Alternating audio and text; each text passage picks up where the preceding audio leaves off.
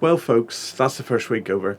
So how'd it go? You hanging in there? I hate it already and it's only been a week. Well done for making it through, and we'll be expecting a slew of shiny Insta posts from you about what an exciting week you've had. So we've got our annual DTB survey out, and it's run until Friday evening. A census taker once tried to test me. We know it's survey getting out there, and if you haven't completed the survey from the Ministerial Workload Review Panel, please click pause now and fill it in.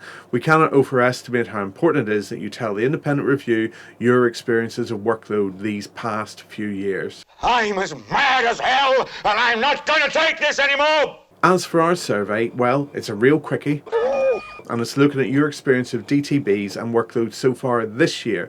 You can access it here, and the link's in the video description. Now please fill it in and forward it to as many teacher friends as you can. The results will be sent out to do the rounds, and we hope they'll keep the pressure on the powers that be for a major and lasting improvement to our workload conditions. So, how did your DTB go? Did you have a good chat with your principal about your time budget needs? Nothing like a meaningful conversation to straighten things out. Hang on, this is going to be bad.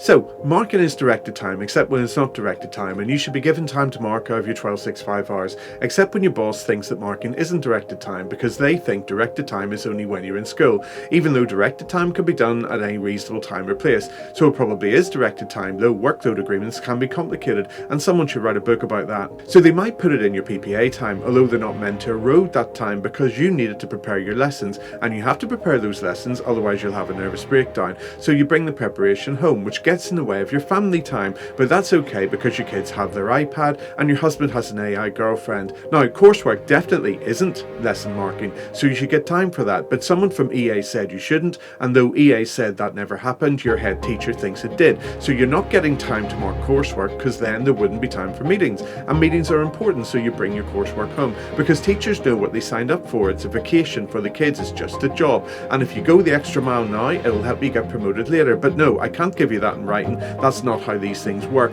Just trust me, right? While there may not be jam today, there will be jam tomorrow, or maybe the day after tomorrow, or the week, month, year after tomorrow, but there will be jam at some point in the future, and if you cause trouble now, the boss will catch you in the long grass, and there'll be no promotion, no jam, walkthroughs and sync classes till the end of time, for I don't know what to tell you. Everyone knows there isn't enough time, and teachers have to work more hours than they're paid, even if your silly contract says you don't, and time budgets are a waste of paper unless they're printed in Comic Sans, but if you suck it up, we'll give you scones at Christmas. Ho ho ho ho! Am I right? Well, if you want to get the inside skinny on what is and what isn't directed time and how it should be managed, our wee little book now has over 1,000 copies sitting awkwardly on teachers' desks like mint sauce on little Bo Peep's dresser. We're on to our third imprint and you can order it here. Thanks again for all the continued support of this little campaign. If you let your mind settle, let your body be still, and listen ever so carefully, you can hear the creak and crackle of the dam breaking. In some schools it is broken already, and teachers have voted to return to action short of strike action because their workload concerns aren't being addressed by their managers, and others are poised to join them. Inconceivable! But what we really need is a national solution which ensures that every teacher in every school has their contractually agreed workload rights implemented where they work. One where none of us, from early career teachers to senior SLT, are left picking up the slack in our unpaid free time. And when that's done, we need to do the same for our VPs and principals, because we can't build exceptional schools with exhausted leaders. So, do the surveys, know your rights, and have those discussions where you work. Let's get this done. Brian out.